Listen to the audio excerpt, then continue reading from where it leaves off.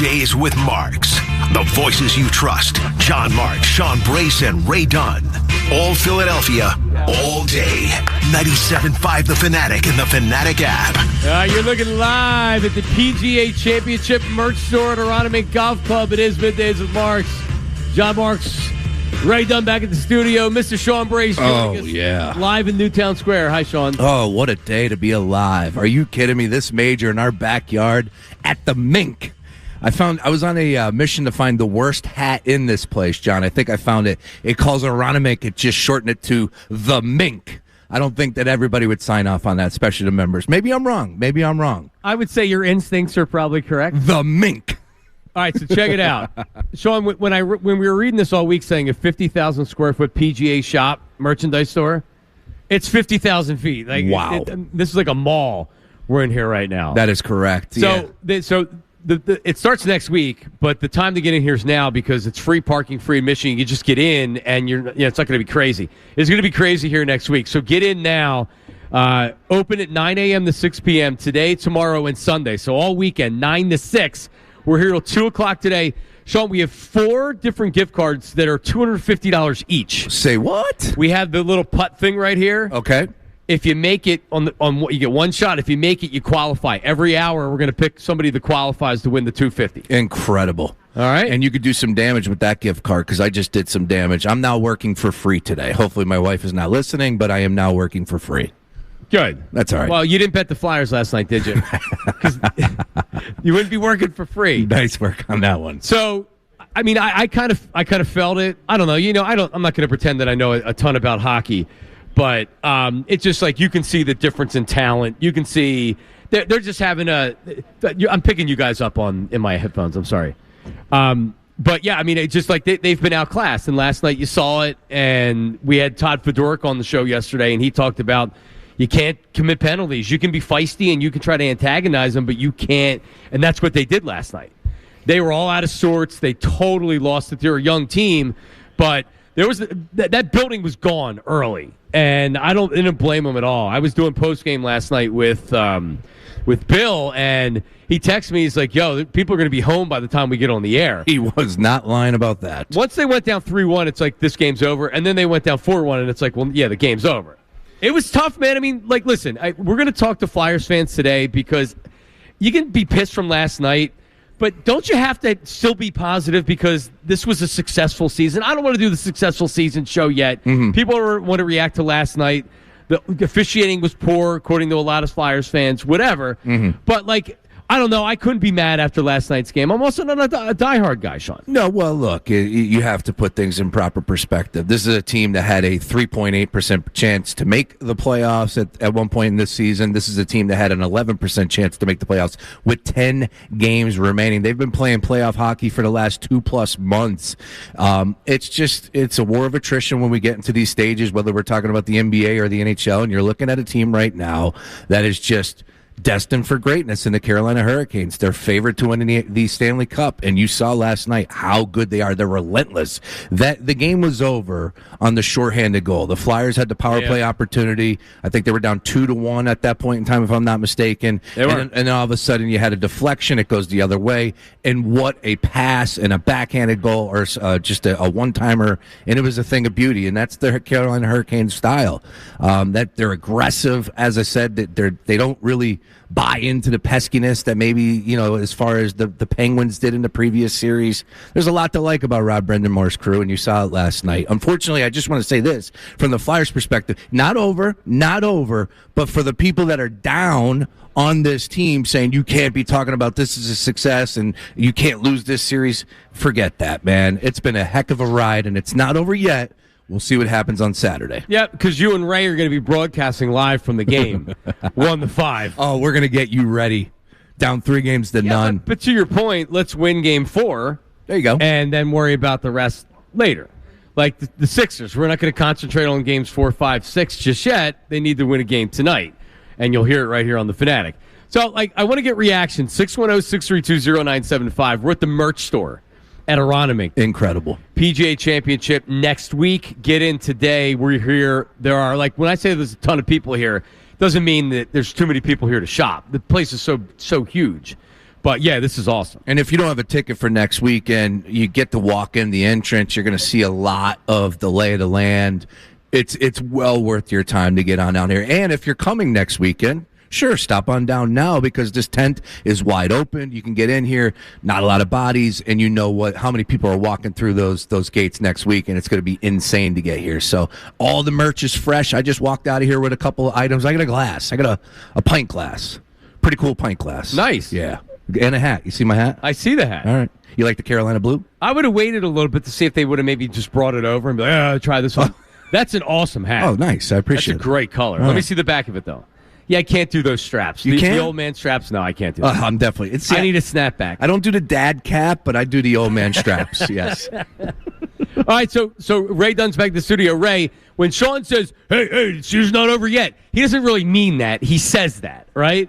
Because nobody actually believes the Flyers are coming back. Yeah, it's hard for me to think. I mean, I'd love to do 4 hours tomorrow on how they're going to win 4 straight games, but I can't tell you I actually believe that. So, yeah, I think that's Sean just trying to talk us up and make us feel better about ourselves this morning. Well, you have to.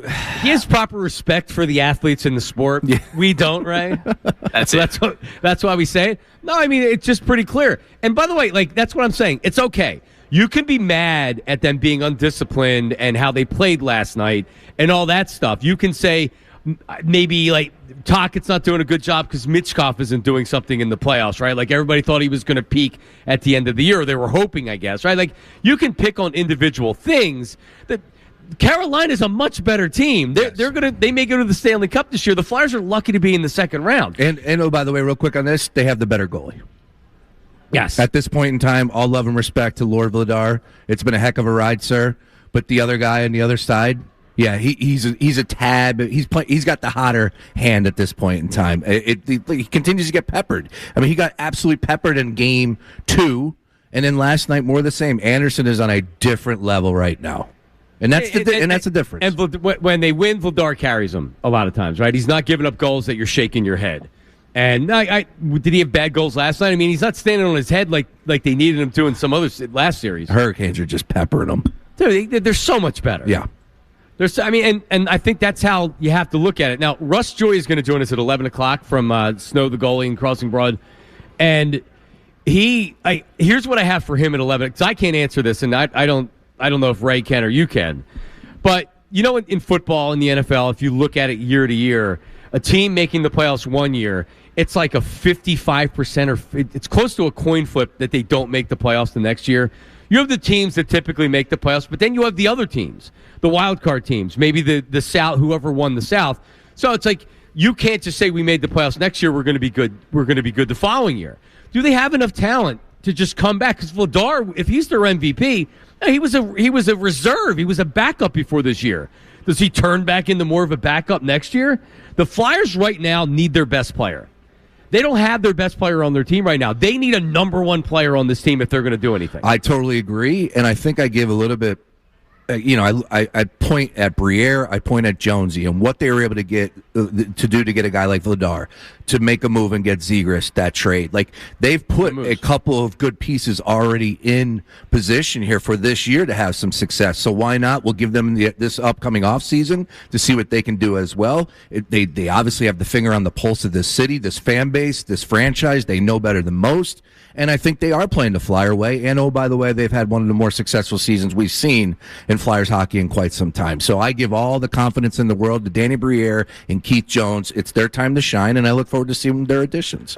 All right, we'll get your phone calls, your text messages, your voice memo. Send the voice memo. It's a great way to get involved in the show. Just the same number for everything, 610-632-0975. The voice memo is just go to that number, and then instead of typing in a text, hit that little plus button next to the text box. Boom, the audio tab comes up. You hit that, then you just start recording. And then Negative Nate has to cut it up and then put it. Negative Nate's hurting. Is he? Yeah, because he was. I didn't believe it, but he had said Flyers are winning the series. Here's why they're winning. They're winning in 7. Gotcha. Even after losing game 1 and game 2, but now he can't say it. So. No, he cannot say it. You're right about that. And you look at the two teams that obviously are getting the most attention with Colorado and Carolina. John, I hate to say it out loud, but I will. If that's our Stanley Cup final, that's appointment television. It really is. Think about how great of a matchup that's going to be. Over under 0.5 games. No. I'm rooting for who else is there? That's a small market. You got Montreal and Buffalo, and then you got Buffalo. Yeah, Buffalo and Carolina. Oh, I'm sure the NHL is tickled pink that's going to be their ECF. Yeah, and then you got tie between Vegas and Anaheim on the other side. You know what the reality is, though, that true hockey fans should like this series. So if you're keep your existing fan and try to grow different fans. All right, we'll come back with your phone calls, with your text messages, with your voice memos, 610-632-0975 to Middays with Marks and Brace and Ray Dunn. We're live at Aronimink. Don't go anywhere. Middays with Marks, with John Marks and Ray Dunn. 97.5 The Fanatic and 97.5thefanatic.com. Yeah, I don't really talk about the officials. I mean, obviously we're frustrated. I'm not going to, make a comment on that. I mean, you guys saw some of the stuff. I don't know. We had nine penalties. I don't know. So that's a lot of penalties. And we just got to understand too. You're in a scrum and you take a punch in the mouth and just don't do anything. Just take the power play. If you're going to go in, like I told you guys, you're going to go in and fight. If you're not going to fight, then get out of there. So a little inexperience from us in a couple of the scrums. Yeah, he's right. That's Rick talking after the game last night, which you heard right here on 97.5 The Fanatic, unfortunately. But he's right. This is a young team. He's right. Don't mess around and then you get a penalty too. No, punch him in the face. Get a 5-minute. Yeah, and it's the normal TK situation, and I love Konechny. I do. I love his what he's been able to do with this club for years now. Fan favorite, but in the grand scheme of things, is Travis Konechny a big difference maker for you?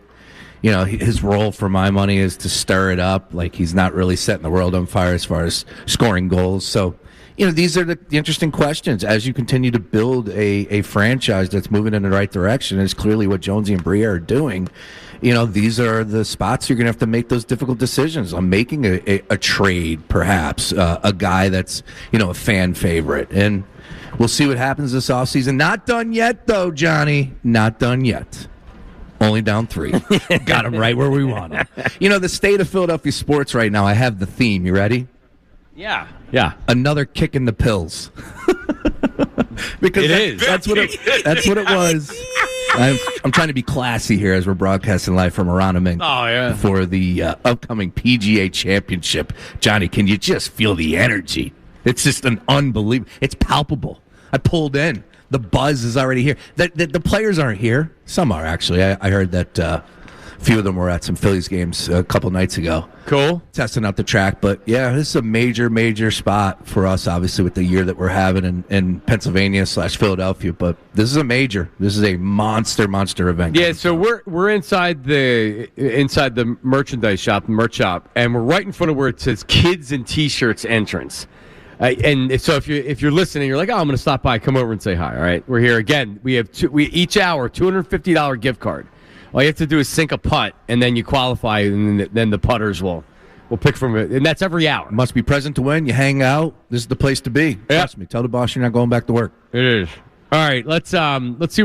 Let's take some phone calls here. Ray, if you have anything on the text line, get that ready. Let's go to Greg in Bethlehem. Greg, what's going on, man? How are you? Morning, guys. Morning.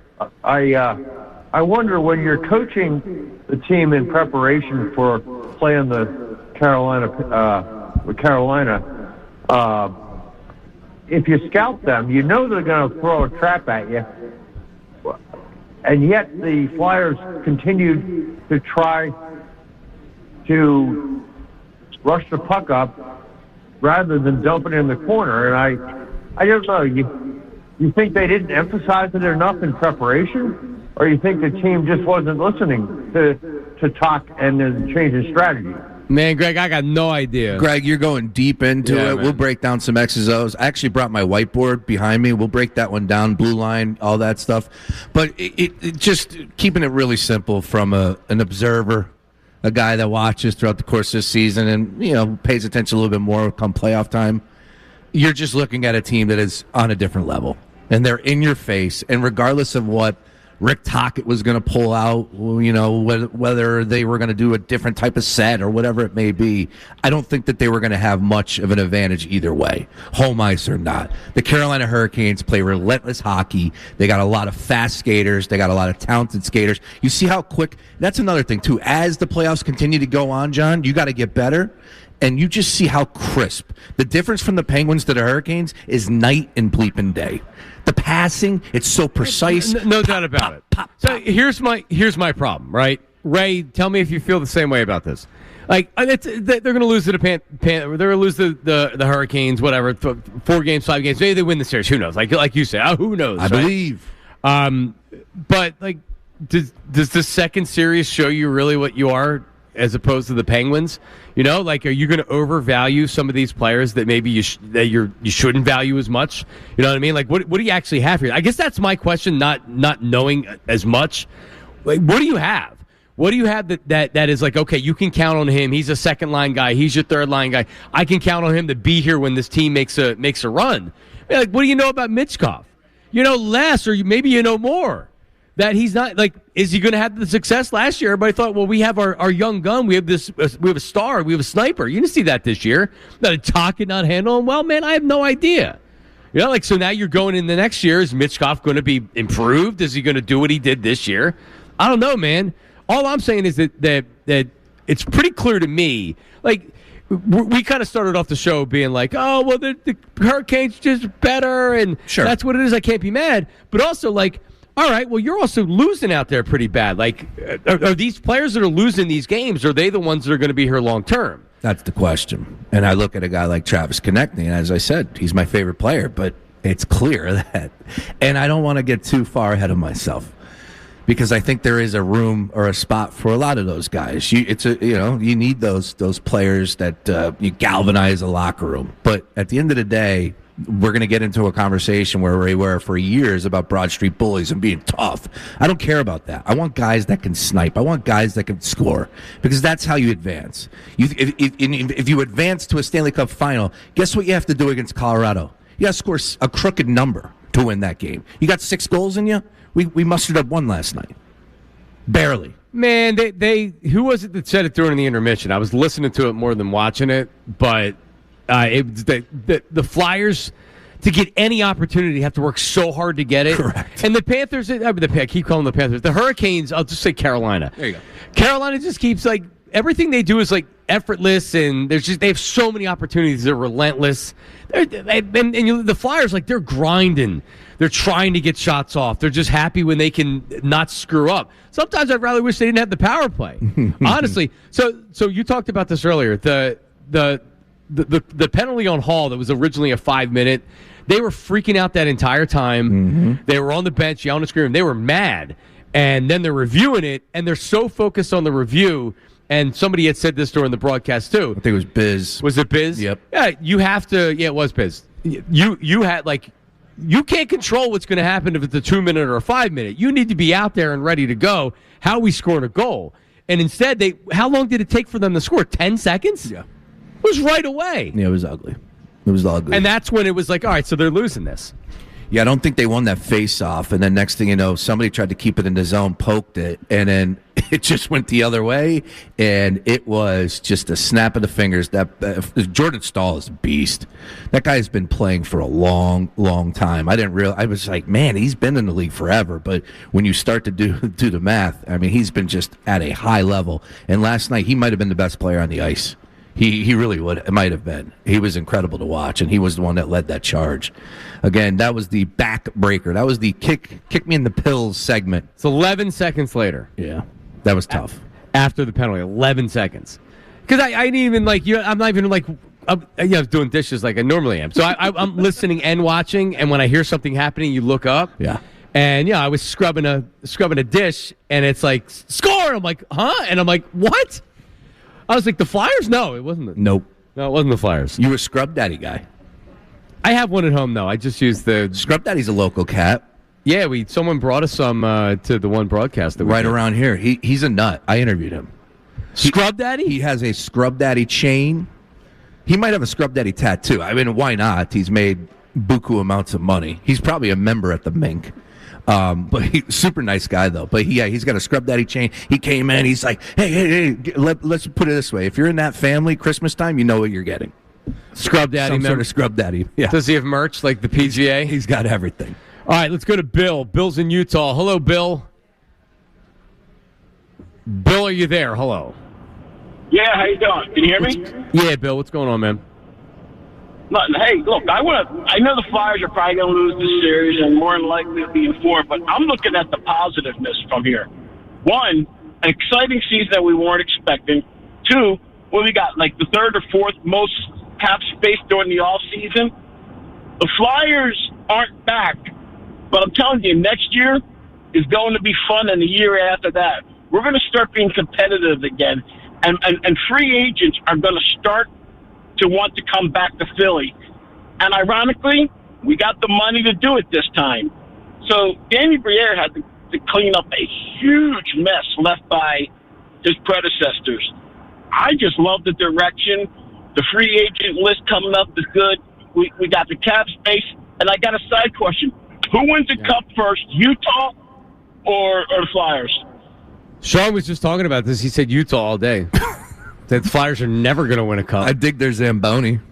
You know what it is? No. It's a woolly mammoth. So, like, the Zamboni is, like, literally a mammoth, they call it, I think. And it's a pretty cool scene out there, yeah. So let me ask you this with this Flyer season. Actually, let me ask Ray, because I want to make sure he's involved in the show. Ray, in 2021, the Eagles went 9-8. They lost in the wild card round to the Bucks, right? And they get beat pretty bad, too, in that game? Yep. Oh, yeah. All right, so it was a circus. The following year, they lose in the Super Bowl. So I'm not saying the Flyers are going to go to the finals next year or anything like that, but obviously taking a step up. Could this be the 2021 Eagles, the first year of a run? Like, what is? Because if you're saying they still need their best player, all right, well, how do you get them? It's easy to say that. Everybody in the NFL wants a star quarterback too, but you got to actually get them. So that's my worry. Is I hope this is the first year of a run, because that's really what you want. That's how you get people that are looking forward to the next season, watching the regular season. That's why I can tell you about all the runs of the Flyers, because I was watching them during the regular season. You can't just go for a year and then disappear for a year or two and then go back. So I need a sustained run, Ray. Yeah, you do. I think you're closer to, feeling like, oh yeah, like we're back into something. But the 2021 to 2022 thing to me isn't the exact match, because even when we had Danny Briere, I think it was the week I was on afternoons when they clinched. Like, I tried to press him on, like, should we expect this every year? And he kept saying, well, that's for after the season. You look at the point total they put up compared to other playoff teams, other teams in the Eastern Conference, like, they were one of the lowest point totals, and they played the other team with the lowest point total in the Penguins in the first round. You got past them. It's a step forward, but I don't know if they're leaping forward right now. I think we're probably still more of a wait and see than in a, like, oh, the run's going to start next season. Yeah, I need angry Flyers fans. Good. It's what I need. Because I just had a friend text me and said, you guys are so soft. This guy was just yelling. He's got a Flyers hat. Did you see him pick up that pint glass? He almost threw it across. I told him, calm down. He's with his kid. That kid. I'm playing. Make sure you take advantage of what we got going on over here and take a putt. No, look, you should be angry. You should want more. You should want better, right? You should want to win this series. I'm with you. But a week from now, 2 weeks from now, when they crown a champion, we got to look back at this season and absolutely say this came out of nowhere, and what a ride it was, and that's an extreme success. Ray, what is the Davis Honda text line saying about all of this? A lot of it's respect to the Canes. We got someone texting that the Canes are the NHL equivalent of the Tim Duncan Spurs, which I think is a little much because they haven't won anything, but still nice of them. The other one here is, how can you not be positive with this Flyers season? They did something we never could have anticipated, and yes, they've run into a really talented team, but they are on the way up. The next couple of years are going to be exciting hockey. All right. To your point, John, with people talking, the focus, I hope we can do some stuff over the summer. I hope that, they got young players, right? I hope, okay, I know Eagles control all. I know the Sixers and Phillies are going to concentrate on that. But now we got some major attention to this hockey club. And if they continue to build it the right way, obviously the leadership with Jonesy and Briere, there's a lot to like there. Yeah, I hope we continue to keep the Flyers on the stove this offseason. Yeah. Yeah, I mean, like, don't they bury free agency on like a Friday of a holiday weekend or something? They just had the draft. I know, no, but don't they do that? That's what I'm saying. Like, this is. I just remember I'm saying, like, well, why would you do that? It doesn't make any sense. Because you're right. It would be if the Flyers signed a big free agent. That's a big deal, especially for a team. Like, it used to be a big deal in this town. It did. Go get Austin Matthews from Toronto. That's a wish. I get it. It would never happen, but. He is an unbelievable American talent up there, and it seems like the Toronto Maple Leafs don't have a lot going in their right direction. So one can dream at this point in time. All right, Sean, how you feeling about tonight, buddy? Feeling good. I am. I'm feeling good. OG is not playing. He's just not playing. It's gamesmanship, and I don't know if he'll be back this series. I'm not buying this light strain of a hamstring. Johnny, when's the last time you popped a hamstring? Never. I pulled a quad once. All right, well, similar. And do you think there's a difference in a light pull or? Oh, for sure. Okay, so. But it doesn't mean that you can just go. I mean, and I'm not a professional athlete. That too. When I pulled my quad, I was playing flag football. Okay. And I continued to play. And Did then you I do played the next Novacare? week. No. Oh. I didn't need any. No, I didn't need that. But you can't go 100%. So there's only so much you can go, whether it's 60 or 70. So he at least has that, even if it's a mild strain. No way he's going tonight. And I know he's day-to-day. I think it's questionable officially. We'll find out more later. But that's a big loss. He's leading the Knicks in scoring. He's one of the hottest three-point shooters currently in the NBA playoffs. And he just led, I think he led the, no, he didn't lead the game in scoring, but he had 23, 24 in that game too. Yeah, that's a major loss for the Knicks. Now, they run deep, and they can obviously plug and play some other good players there. But with no OG, you're bringing it back to Philly. Sixers are favored for a reason, John. All right, Champs is talking about OG. Here it is.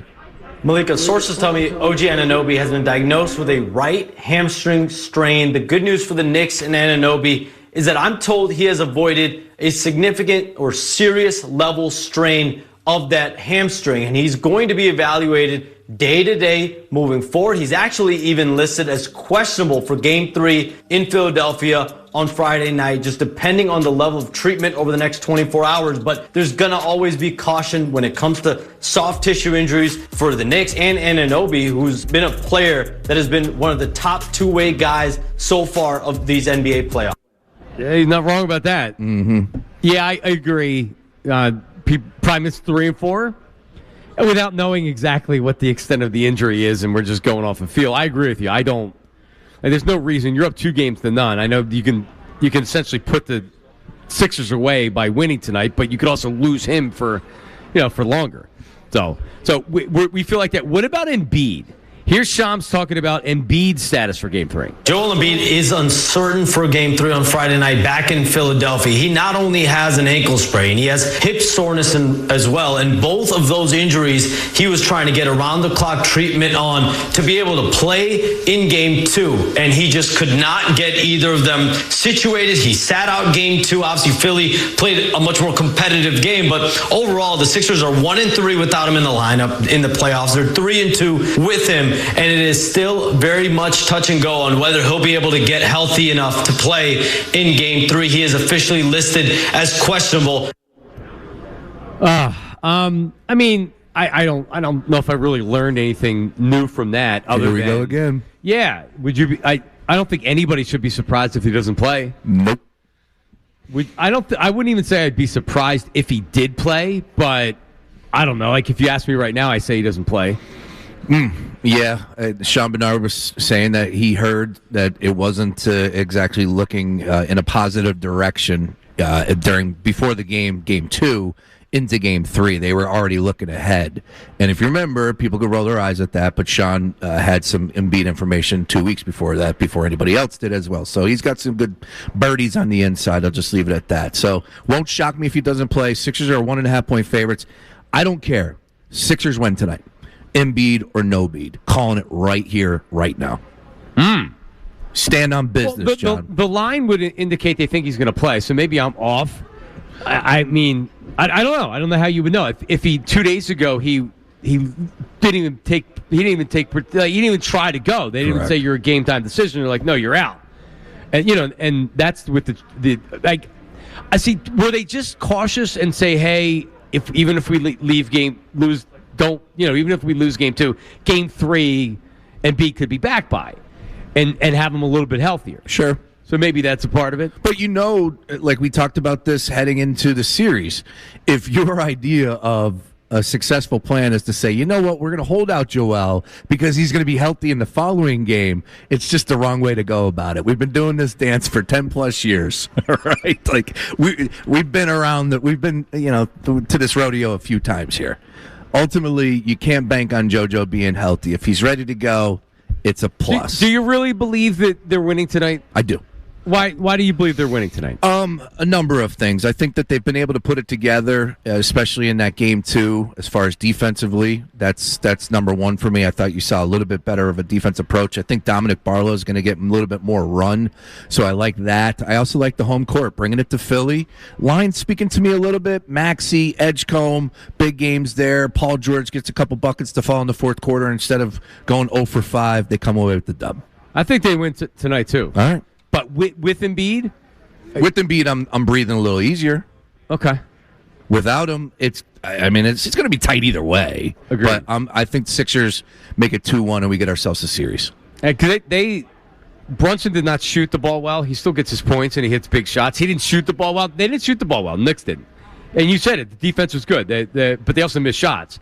So can you count on that? Because the previous couple games, they weren't missing shots. Correct. So that's what you can't happen tonight. You can't have them out there just nailing shots. I don't think the Sixers are deep enough. We saw that in game 2. They completely ran out of gas in the fourth. All right, we have we have time here. Yeah, let's go to the voice memo line. Davis on the text line. Here's the voice memo. Sam Oster here in Center City with the score. I expect Joel Embiid to play tonight, but here's what I want to see happen with him. Don't play him 40 minutes.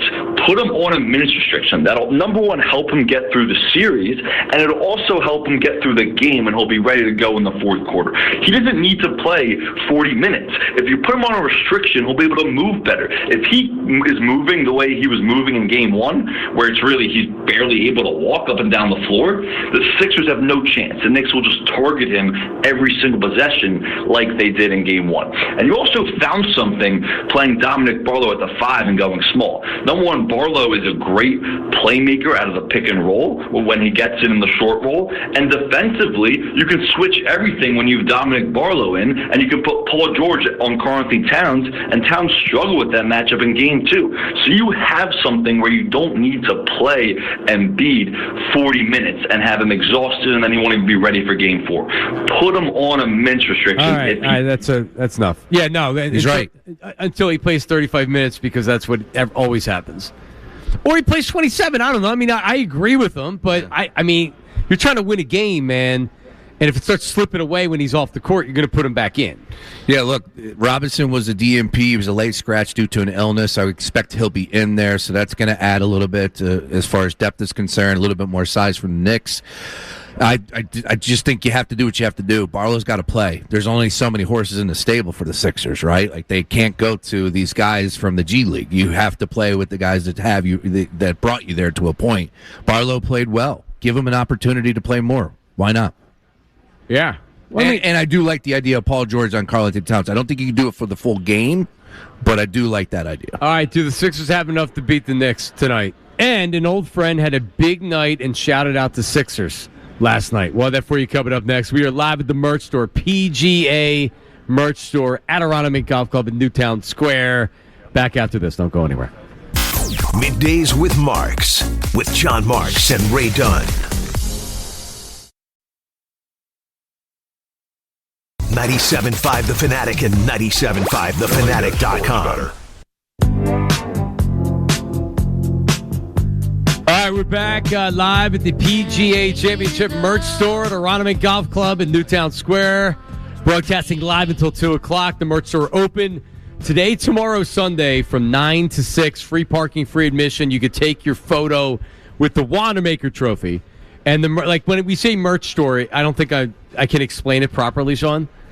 It's incredible. It's like a mall. Yeah, it's huge. And from where I was last year with the Truist, it was half the size of this. And this is just unbelievable. The Wanamaker Trophy, though, John, we're talking about, a trophy that could very well be your Facebook profile pic. I know you're new on Facebook. Oh, man. You know, go ahead and get your picture with that trophy, dude. It's as big as you. You could fit in it. Yeah, I'll pass. I'm okay. Joining us here, and by the way, so every hour, Sean, you can see this. Everybody's now taking the putt because the word got out that every hour, if you make a putt, you qualify to get the $250 PGA merch gift card. And that's every hour. So, $250, you could do damage. Yeah. Oh, yeah. No, you can do a lot of damage. All right. Well, joining us right now, live, is once upon a time part of the family here at 97.5 The Fanatic. Right. Well, he always will be. Yep. His name's Michael Bradley. I was his producer back in the old 950 morning show days. Michael Bradley, Glenn Foley. Hello, Michael Bradley. Michael Bradley. What's happening, guys? Now the professor at Villanova. When I don't say a professor, I say the professor at Villanova when it comes to journalism and media. And what else are you doing? Nonsense. Therapy, massage therapy, things like that. You ever see the movie Dead Poet Society? He's the Robin Williams right now. That's what he is. He stands on top. Oh, Captain, my Captain. Away, folks. Let's not get at it. All right, so, by the way, you are right about this place. First of all, you got to park remotely, take a bus over here. Right. This is like a city state. You should run for office for to be the president of this thing. It's unbelievable. It is. It's amazing. And it's very well run too. Like everything is very, very well run. I wrote a piece about this for Mainline Today magazine, and I talked to the person from Aronimink and from the PGA who was in charge of putting this all together, making sure it was all run well. And as they were describing, I'm like, it's, an event like this can't possibly run smoothly. But I mean, it's early. No, we don't have 50,000 people here, but it's clockwork. Yeah, it's crazy. It's crazy. All right, so I asked you, I'm like, what do you got right now? What's your opinion on stuff? And immediately, Michael Bradley, he's a hoop head. Is hoops one? What's your hierarchy? College football, then basketball. Yeah. I'm glad they added another 75 teams to the bracket. Well, not yet. That's college basketball. Don't get them sidetracked. Your thoughts on the 76ers? Do you believe that they win tonight? And your thoughts on the organization? Look, the organization is put itself in a bad position, right? They've got a $64 million contract in the middle of their team, and a guy can't play all the time. And look, I don't think he's dogging it at all, because he came back and played Game 7 against the Celtics with an appendix that probably was a scar that was probably bleeding. So I give Embiid credit for the guts that he has. But he is not somebody that you want to have as the centerpiece of your salary cap. Paul George, please. Maxey and Edgecombe, love to watch them. I think that they are the future, but they're not good enough to build a championship contender on. This team needs a lot of parts. And meanwhile, the guy they traded away in the middle of the season at 18 the other night, he would be a nice piece. What they get, like 4 second-round draft picks for him? They needed a guard. One guard. Yes. They needed more, but they needed a guard. And they got rid of the guard that they had, who's good. Yeah, McCain goes. Yes. And McCain last night finished with 18 points to what you just said. And he's filling in nicely because they were dealing with some injuries. Could they have used somebody to hit a shot in the fourth quarter? That would be helpful. Could they have somebody that could bring the ball up? Because Maxey was all over the place. Paul George was all over the place. They were gassed at the end of that game. Maxey played 47 minutes, 46 and a half minutes. Look, he's young, he's in shape, that's great, but against a good team like the Knicks, and the Knicks are a good team, and now it looks like they've got the path to the finals for once.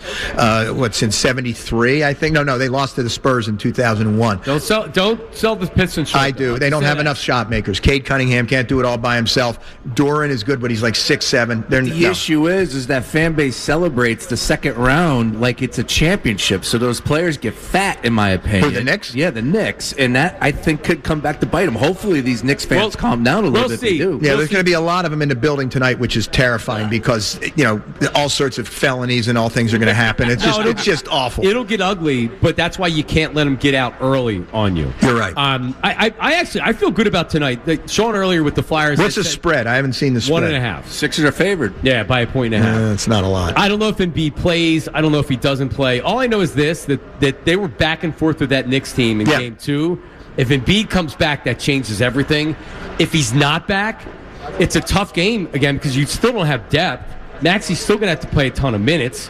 Remember, Embiid changes everything offensively. He's a horrible defensive player. But they could have used his rim protection. I agree. Look, this is the game. It's like the Flyers last night. You lose this game. then you get ready to play golf for a few months. Cancun on 3. Galveston with that dirty.